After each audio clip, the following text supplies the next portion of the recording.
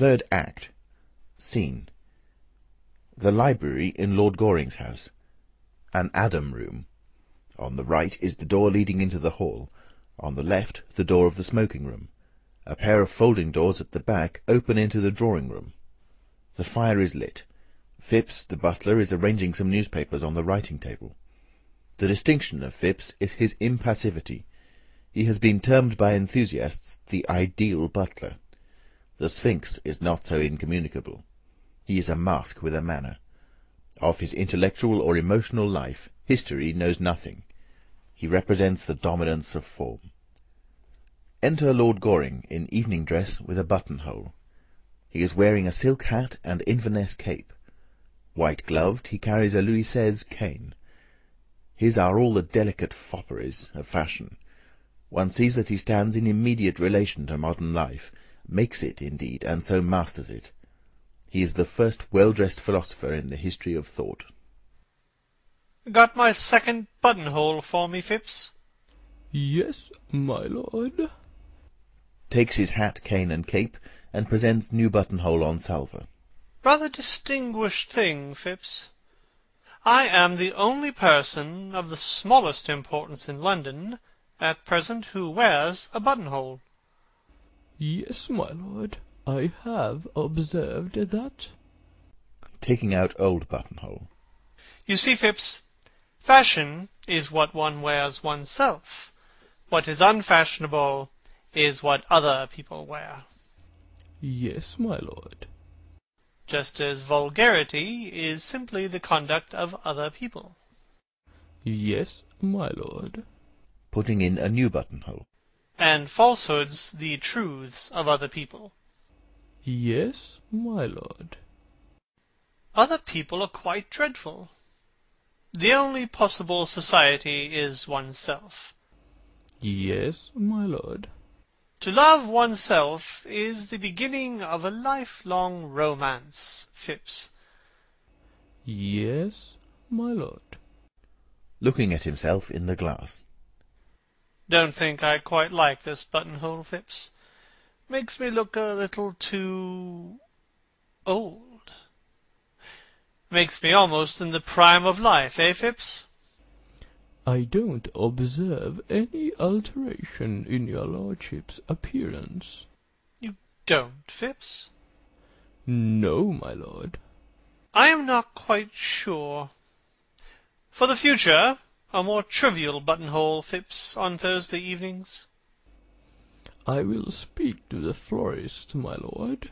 She has had a loss in her family lately, which perhaps accounts for the lack of triviality your lordship's complains of in the buttonhole. Extraordinary thing about the lower classes in England. They are always losing their relations. Yes, my lord. They are extremely fortunate in that respect. Turns round and looks at him. Phipps remains impassive. Any letters, Phipps? 3, my lord. Hands letters on salver. Takes letters. Want my cab around in 20 minutes. Yes, my lord. Goes towards door. Holds up letter in pink envelope. Phipps? When did this letter arrive? It was brought by hand just after your lordship went to the club. That will do. Exit Phipps. Lady Chiltern's handwriting on Lady Chiltern's pink notepaper. That is rather curious. I thought Robert was to write. Wonder what Lady Chiltern has got to say to me. Sits at bureau and opens letter and reads it.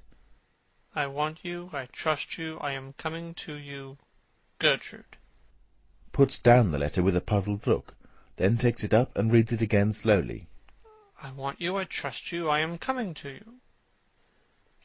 So, she has found out everything. Oh, poor woman. Poor woman. Pulls out watch and looks at it. But what an hour to call. 10 o'clock. Oh, I shall have to give up going to the Berkshires. However, it is always nice to be expected and not to arrive. I'm not expected at the Bachelor's, so I shall certainly go there. Well, I will make her stand by her husband. That is the only thing for her to do. That is the only thing for any woman to do. It is the growth of the moral sense in women that makes marriage such a hopeless, one-sided institution. 10 o'clock. She should be here soon. I must tell Phipps I am not in to anyone else. Goes towards bell. Enter Phipps. Lord Caversham. Oh, why will parents always appear at the wrong time? Some extraordinary mistake in nature, I suppose. Enter Lord Caversham. Delighted to see you, my dear father. Goes to meet him. Take my cloak off. Is it worthwhile, father? Of course it is worthwhile, sir. Which is the most comfortable chair? This one, father. It is the chair I use myself when I have visitors. Thank ye. No draught, I hope, in this room? No, father. Sitting down. Glad to hear it. Can't stand draughts. No draughts at home. Good many breezes, father. Eh? Eh? Don't understand what you mean. Want to have a serious conversation with you, sir. My dear father, at this hour? Well, sir, it is only 10 o'clock. What is your objection to the hour? I think the hour is an admirable hour. Well, the fact is, father, this is not my day for talking seriously. I am very sorry, but it is not my day. What do you mean, sir? During the season, father, I only talk seriously on the first Tuesday in every month from 4 to 7. Well, make it Tuesday, sir. Make it Tuesday. But it is after 7, father, and my doctor says I must not have any serious conversation after 7. It makes me talk in my sleep. Talk in your sleep, sir? What does that matter? You are not married. No, father, I am not married. That is what I have come to talk to you about, sir. You have got to get married, and at once. Why, when I was your age, sir, I had been an inconsolable widower for 3 months, and was already paying my addresses to your admirable mother. Damn me, sir, it is your duty to get married. You can't always be living for pleasure. Every man of position is married nowadays. Bachelors are not fashionable any more. They are a damaged lot. Too much is known about them. You must get a wife, sir. Look where your friend Robert Chiltern has got by probity, hard work, and a sensible marriage with a good woman. Why don't you imitate him, sir? Why don't you take him for your model? I think I shall, father. I wish you would, sir. Then I should be happy. At present I make your mother's life miserable on your account. You are heartless, sir, quite heartless. I hope not, father. And it is high time for you to get married. You are 34 years of age, sir. Yes, father, but I only admit to 32. 31.5 when I have a really good buttonhole. This buttonhole is not trivial enough. I tell you, you are 34, sir, and there is a draught in your room besides, which makes your conduct worse. Why did you tell me there was no draught, sir? I feel a draught, sir. I feel it distinctly. So do I, father. It is a dreadful draught. I will come and see you tomorrow, father. We can talk over anything you like. Let me help you on with your cloak, father. No, sir. I have called this evening for a definite purpose, and I am going to see it through at all costs to my health or yours. Put down my cloak, sir. Certainly, father. But let us go into another room. Rings bell. There is a dreadful draught here. Enter Phipps. Phipps, is there a good fire in the smoking room? Yes, my lord. Come in there, father. Your sneezes are quite heart-rending. Well, sir, I suppose I have a right to sneeze when I choose? Apologetically. Quite so, Father. I was merely expressing sympathy. Oh, damn sympathy. There's a great deal too much of that sort of thing going on nowadays. I quite agree with you, Father. If there was less sympathy in the world, there would be less trouble in the world. Goes towards the smoking room. That is a paradox, sir. I hate paradoxes. So do I, Father. Everybody one meets is a paradox nowadays. It is a great bore. It makes society so obvious. Turning round and looking at his son beneath his bushy eyebrows. Do you always really understand what you say, sir? After some hesitation. Yes, Father, if I listen attentively. Indignantly. If you listen attentively, conceited young puppy. Goes off grumbling into the smoking room. Phipps enters. Phipps, there is a lady coming to see me this evening on particular business. Show her into the drawing-room when she arrives, you understand? Yes, my lord. It is a matter of gravest importance, Phipps. I understand, my lord. No one else is to be admitted under any circumstances. I understand, my lord. Bell rings. Ah, that is probably the lady. I shall see her myself. Just as he is going towards the door, Lord Caversham enters from the smoking room. Well, sir? Am I to wait attendance on you? Considerably perplexed. In a moment, Father, do excuse me. Lord Caversham goes back. Remember my instruction, Phipps. Into that room.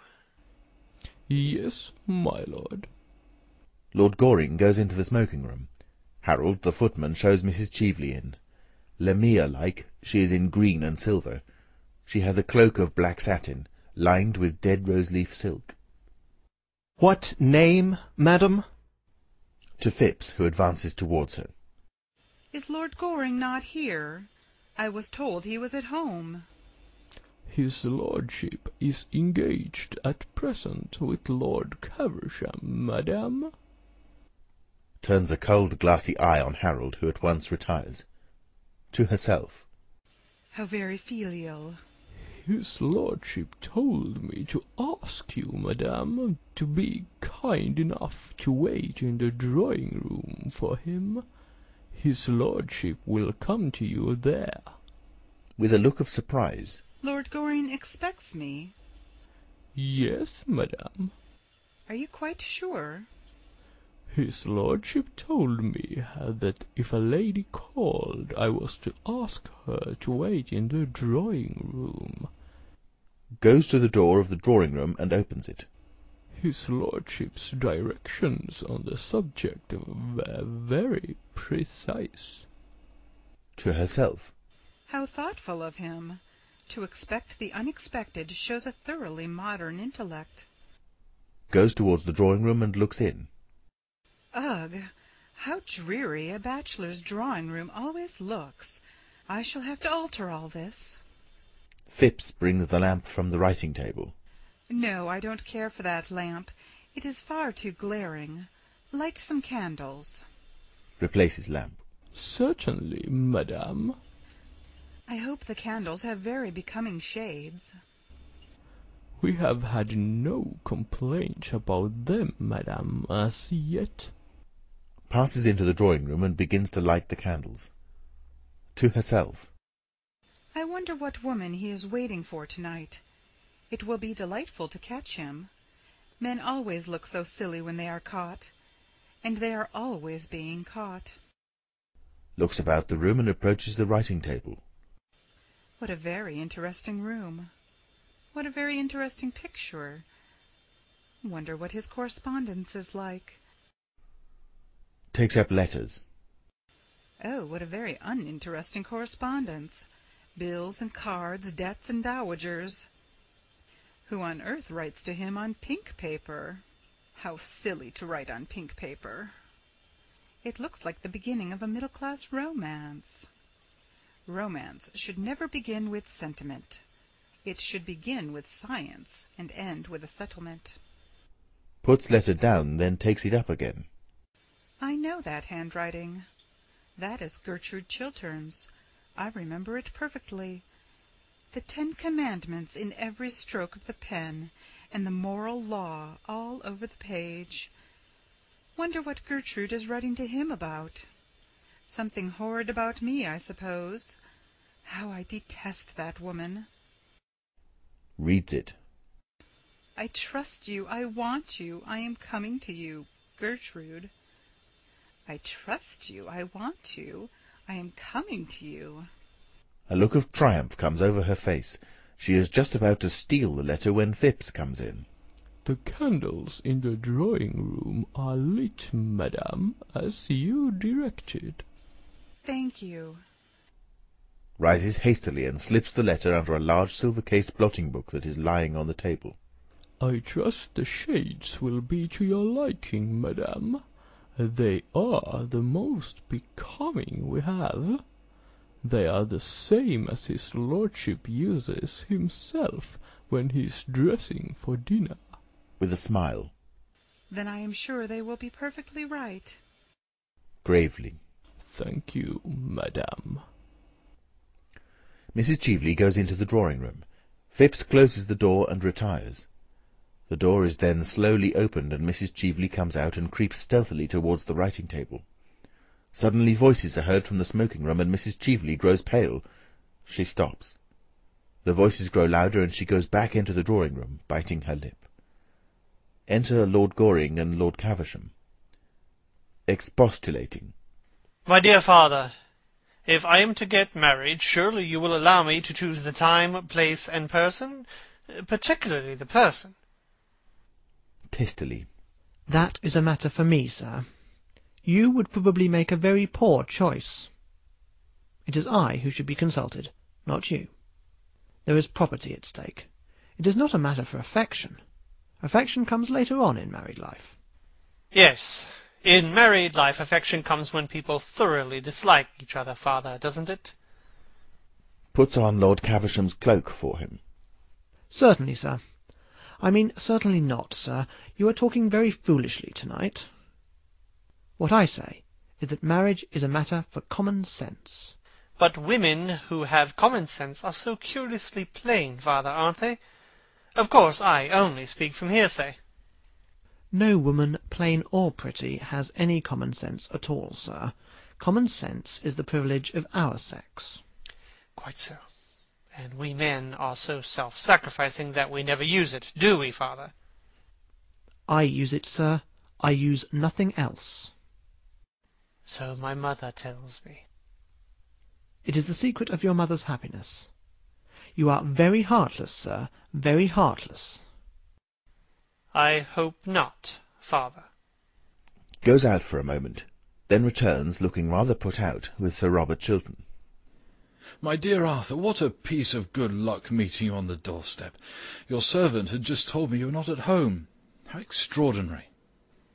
The fact is, I am horribly busy tonight, Robert, and I gave orders I was not at home to anyone.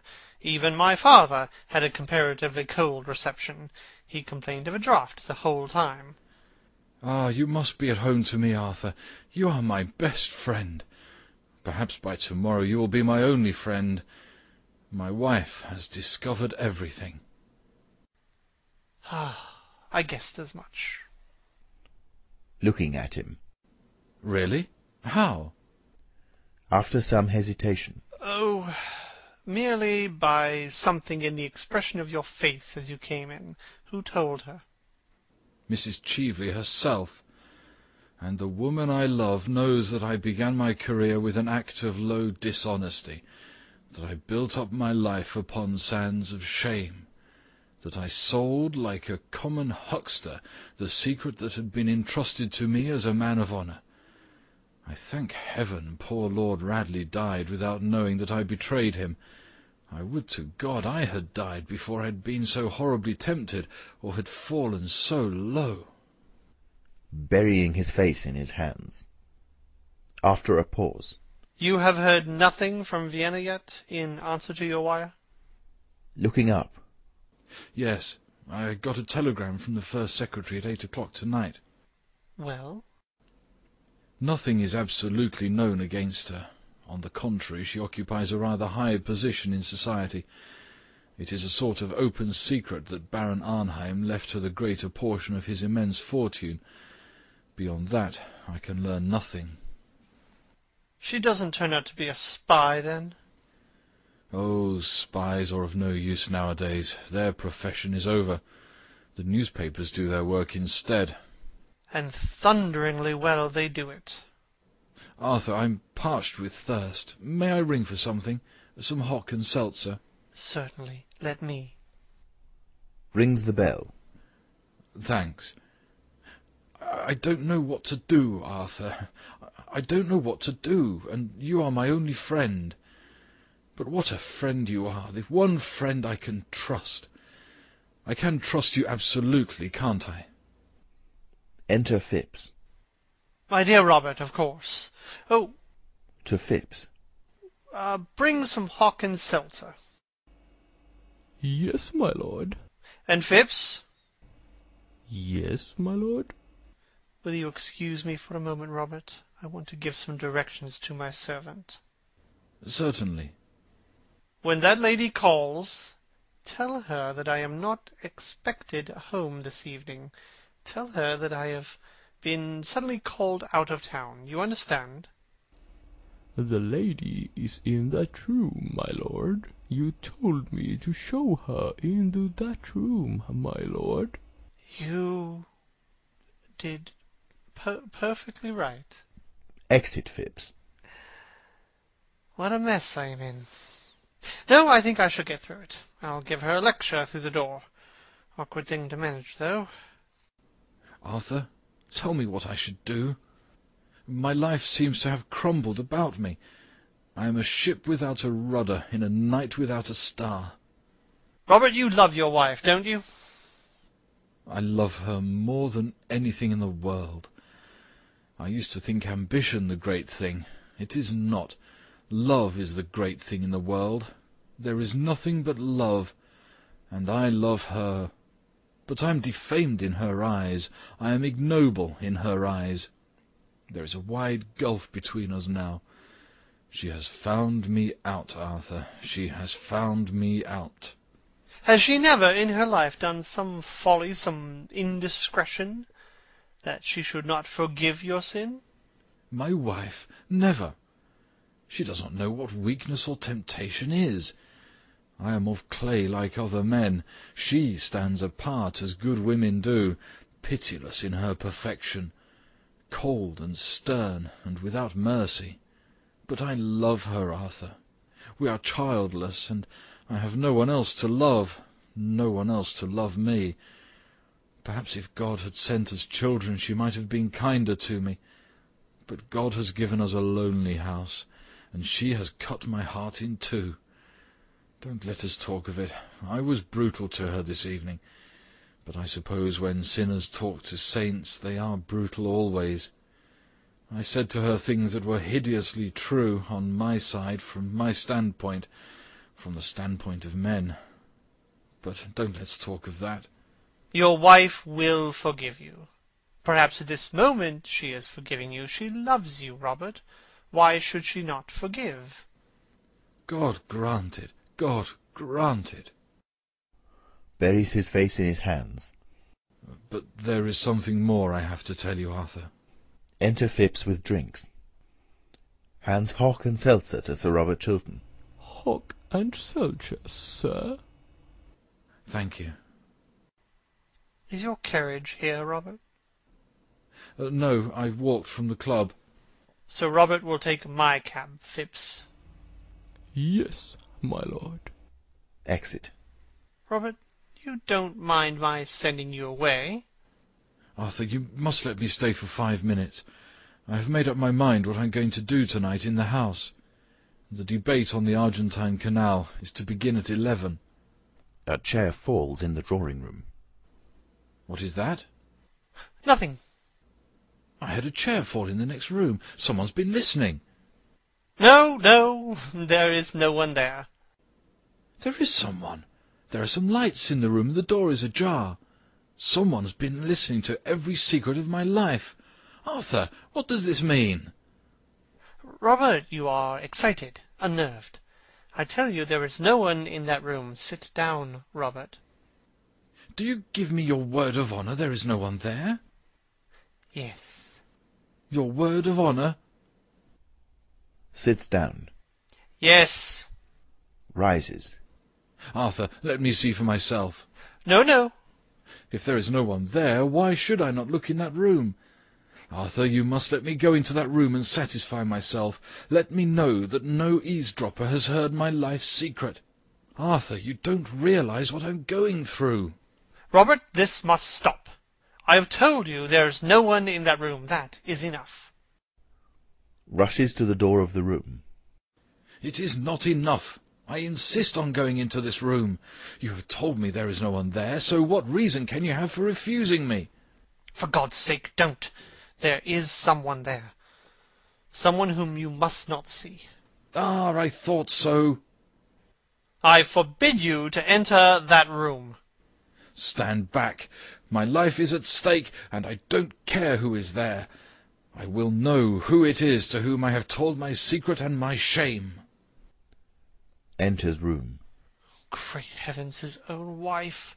Sir Robert Chiltern comes back with a look of scorn and anger on his face. What explanation have you to give for the presence of that woman here? Robert, I swear to you on my honour that the lady is stainless and guiltless of all offence toward you. She is a vile and infamous thing. Don't say that, Robert. It was for your sake she came here. It was to try and save you she came here. She loves you and no one else. You are mad. What have I to do with her intrigues with you? Let her remain your mistress. You are well suited to each other. She, corrupt and shameful. You, false as a friend, treacherous as an enemy even. It is not true, Robert. Before heaven, it is not true. In her presence and in yours, I will explain all. Let me pass, sir. You have lied enough upon your word of honour. Sir Robert Chiltern goes out. Lord Goring rushes to the door of the drawing-room when Mrs. Cheveley comes out, looking radiant and much amused, with a mock curtsy. Good evening, Lord Goring. Mrs. Cheveley? Great heavens! May I ask what you were doing in my drawing-room? Merely listening. I have a perfect passion for listening through keyholes. One always hears such wonderful things through them. Doesn't that sound rather like tempting Providence? Oh, surely Providence can resist temptation by this time. Makes a sign to him to take her cloak off, which he does. I am glad you have called. I am going to give you some good advice. Oh, pray don't. One should never give a woman anything that she can't wear in the evening. I see you are quite as willful as you used to be. Far more. I have greatly improved. I have had more experience. Too much experience is a dangerous thing. Pray, have a cigarette. Half the pretty women in London smoke cigarettes. Personally, I prefer the other half. Thanks, I never smoke. My dressmaker wouldn't like it, and a woman's first duty in life is to her dressmaker, isn't it? What the second duty is, no one has as yet discovered. You have come here to sell me Robert Chiltern's letter, haven't you? To offer it to you on conditions. How did you guess that? Because you haven't mentioned the subject. Have you got it with you? Sitting down. Oh, no. A well-made dress has no pockets. What is your price for it? How absurdly English you are. The English think that a checkbook can solve every problem in life. Why, my dear Arthur, I have very much more money than you have, and quite as much as Robert Chiltern has got hold of. Money is not what I want.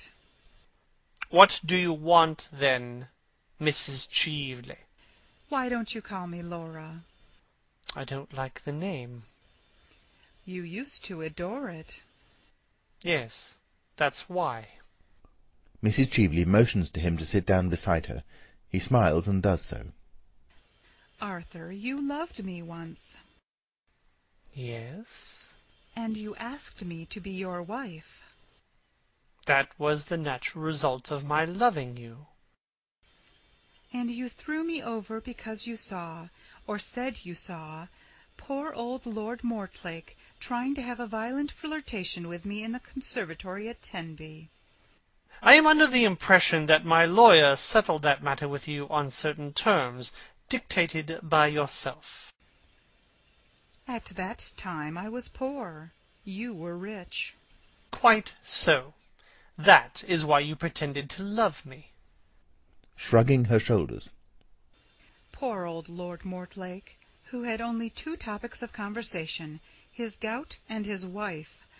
I never could quite make out which of the two he was talking about. He used the most horrible language about them both.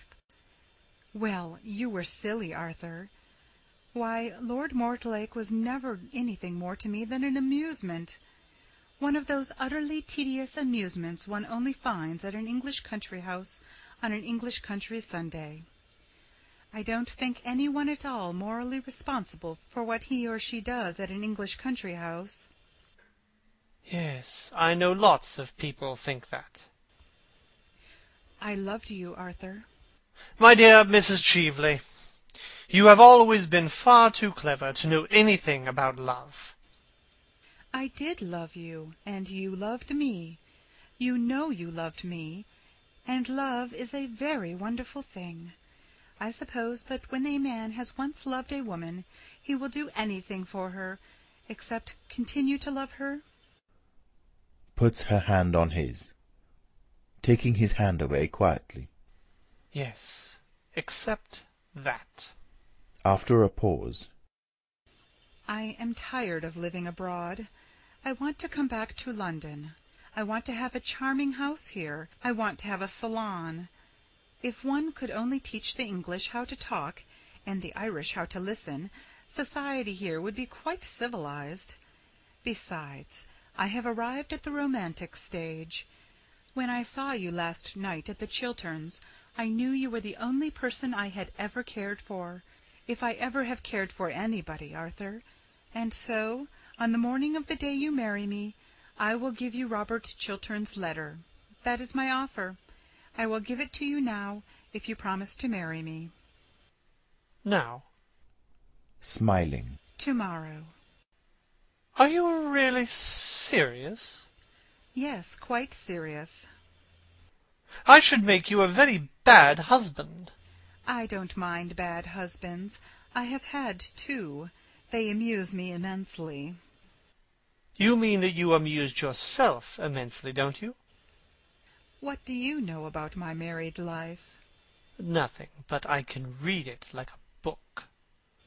What book? Rising. The book of numbers. Do you think it is quite charming of you to be so rude to a woman in your own house? In the case of a very fascinating woman, sex is a challenge, not a defense. I suppose that is meant for a compliment. My dear Arthur, women are never disarmed by compliments. Men always are. That is the difference between the two sexes. Women are never disarmed by anything, as far as I know them. After a pause. Then you are going to allow your greatest friend, Robert Chiltern, to be ruined, rather than marry someone who really has considerable attractions left? I thought you would have risen to some great height of self-sacrifice, Arthur. I think you should. And the rest of your life you could spend in contemplating your own perfections. Oh, I do that as it is. And self-sacrifice is a thing that should be put down by law. It is so demoralizing to the people for one whom sacrifices oneself. They always go to the bad. As if anything could demoralize Robert Chiltern. You seem to forget that I know his real character. What you know about him is not his real character. It was an act of folly done in his youth. Dishonorable, I admit. Shameful, I admit. Unworthy of him, I admit. And therefore, not his true character. How you men stand up for each other. how you women war against each other. Bitterly.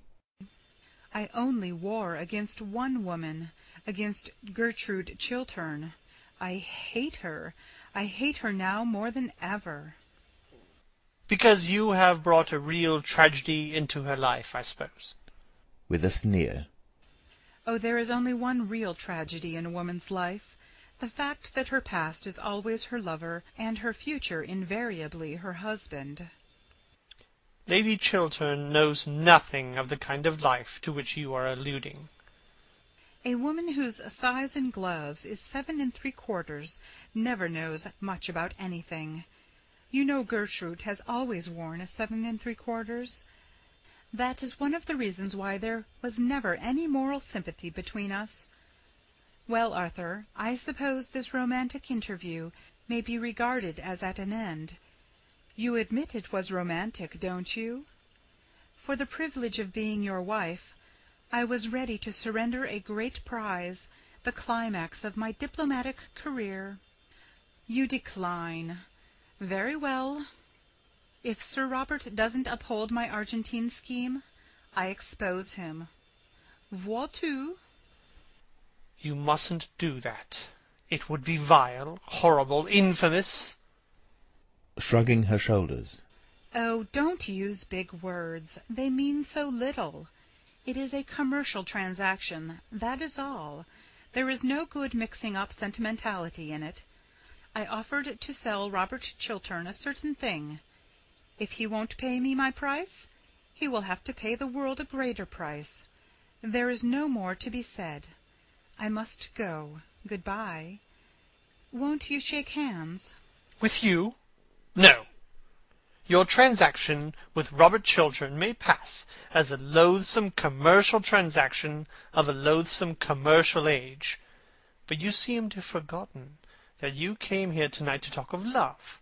You, whose lips desecrated the word love, you, to whom the thing is a book closely sealed, went this afternoon to the house of one of the most noble and gentle women in the world, to degrade her husband in her eyes, to try and kill her love for him, to put poison in her heart and bitterness in her life, to break her idol, and, it may be, spoil her soul.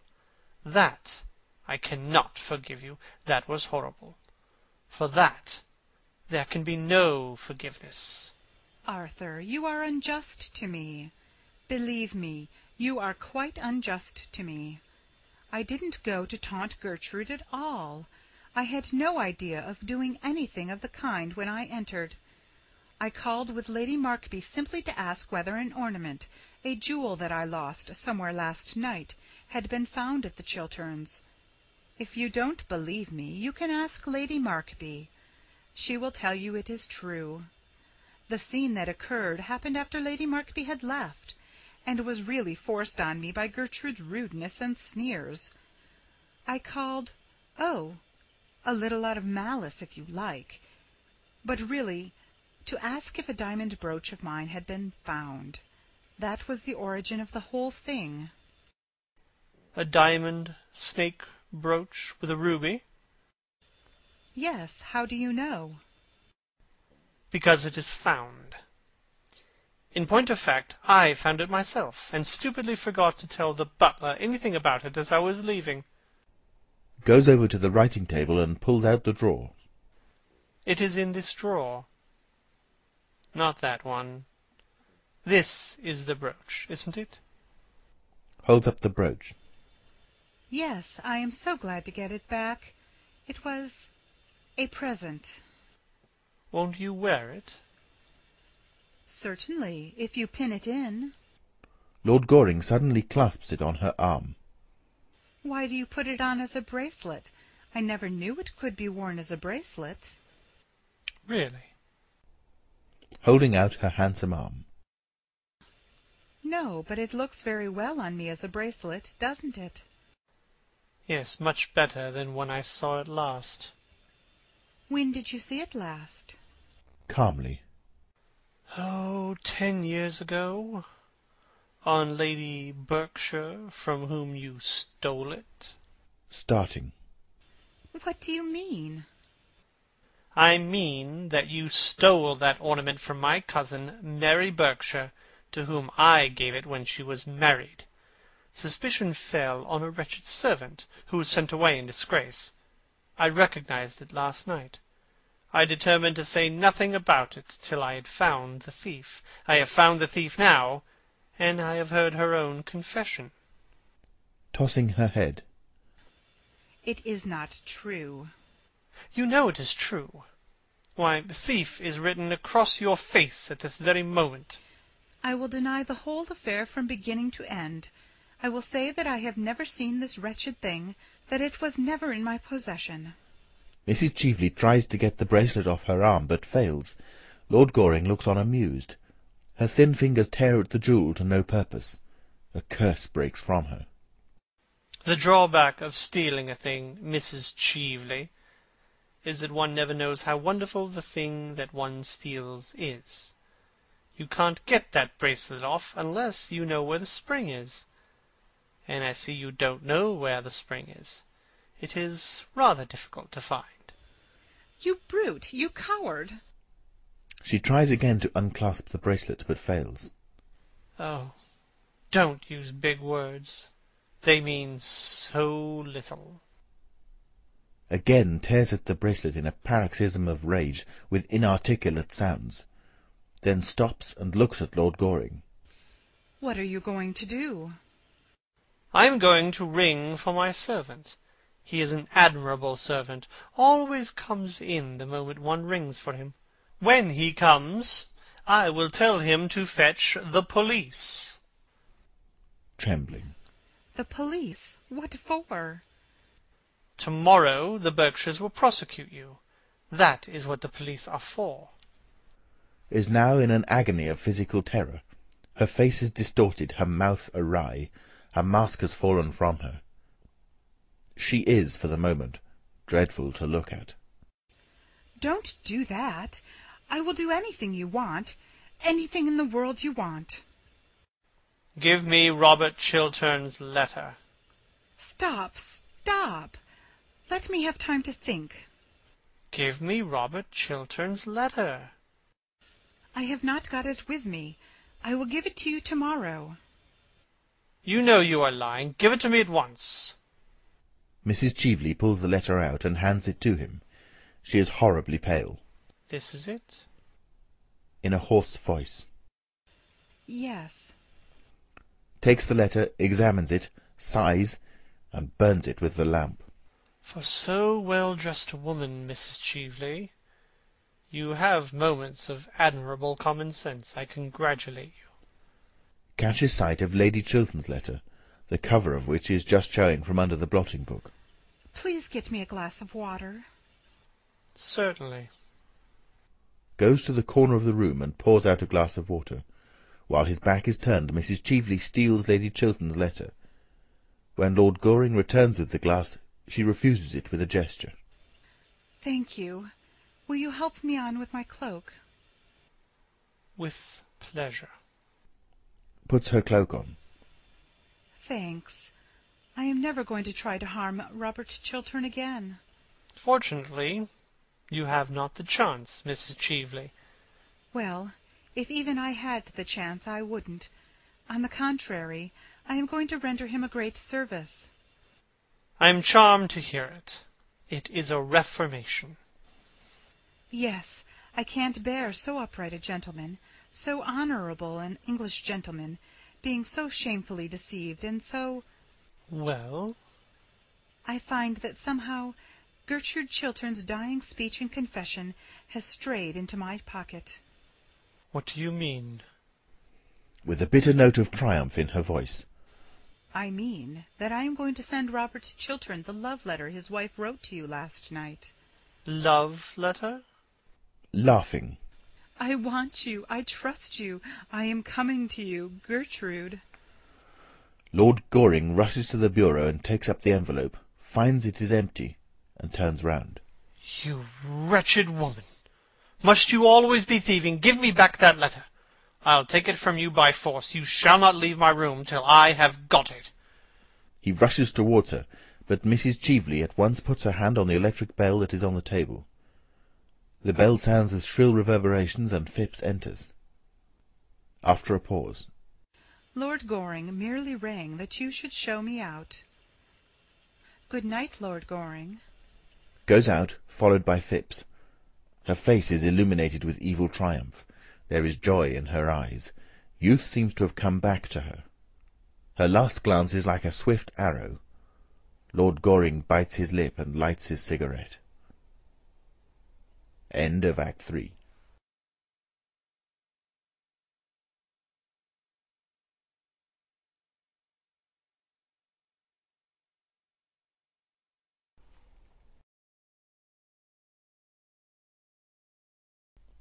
Third Act. Scene. The library in Lord Goring's house. An Adam room. On the right is the door leading into the hall. On the left, the door of the smoking room. A pair of folding doors at the back open into the drawing room. The fire is lit. Phipps, the butler, is arranging some newspapers on the writing table. The distinction of Phipps is his impassivity. He has been termed by enthusiasts the ideal butler. The Sphinx is not so incommunicable. He is a mask with a manner. Of his intellectual or emotional life, history knows nothing. He represents the dominance of form. Enter Lord Goring in evening dress with a buttonhole. He is wearing a silk hat and Inverness cape. White-gloved, he carries a Louis XVI cane. His are all the delicate fopperies of fashion. One sees that he stands in immediate relation to modern life, makes it, indeed, and so masters it. He is the first well-dressed philosopher in the history of thought. Got my second buttonhole for me, Phipps? Yes, my lord. Takes his hat, cane, and cape, and presents new buttonhole on salver. Rather distinguished thing, Phipps. I am the only person of the smallest importance in London at present who wears a buttonhole. Yes, my lord. I have observed that. Taking out old buttonhole. You see, Phipps, fashion is what one wears oneself. What is unfashionable is what other people wear. Yes, my lord. Just as vulgarity is simply the conduct of other people. Yes, my lord. Putting in a new buttonhole. And falsehoods the truths of other people. Yes, my lord. Other people are quite dreadful. The only possible society is oneself. Yes, my lord. To love oneself is the beginning of a lifelong romance, Phipps. Yes, my lord. Phipps? 3, my lord. Hands letters on salver. Takes letters. Want my cab around in 20 minutes. Yes, my lord. Goes towards door. Holds up letter in pink envelope. Phipps? When did this letter arrive? It was brought by hand just after your lordship went to the club. That will do. Exit Phipps. Lady Chiltern's handwriting on Lady Chiltern's pink notepaper. That is rather curious. I thought Robert was to write. Wonder what Lady Chiltern has got to say to me. Sits at bureau and opens letter and reads it. I want you, I trust you, I am coming to you, Gertrude. Puts down the letter with a puzzled look, then takes it up and reads it again slowly. I want you, I trust you, I am coming to you. Looking at himself in the glass. Don't think I quite like this buttonhole, Phipps. Makes me look a little too old. Makes me almost in the prime of life, eh, Phipps? I don't observe any alteration in your lordship's appearance. You don't, Phipps? No, my lord. I am not quite sure. For the future, a more trivial buttonhole, Phipps, on Thursday evenings. I will speak to the florist, my lord. She has had a loss in her family lately, which perhaps accounts for the lack of triviality your lordship's complains of in the buttonhole. Extraordinary thing about the lower classes in England. They are always losing their relations. Yes, my lord, they are extremely fortunate in that respect. Turns round and looks at him. Phipps remains impassive. Any letters? Oh, she has found out everything. Poor woman. Poor woman. Pulls out watch and looks at it. But what an hour to call. 10 o'clock. Oh, I shall have to give up going to the Berkshires. However, it is always nice to be expected and not to arrive. I'm not expected at the Bachelor's, so I shall certainly go there. Well, I will make her stand by her husband. That is the only thing for her to do. That is the only thing for any woman to do. It is the growth of the moral sense in women that makes marriage such a hopeless, one-sided institution. 10 o'clock. She should be here soon. I must tell Phipps I am not in to anyone else. Goes towards Bell. Enter Phipps. Lord Caversham. Oh, why will parents always appear at the wrong time? Some extraordinary mistake in nature, I suppose. Enter Lord Caversham. Delighted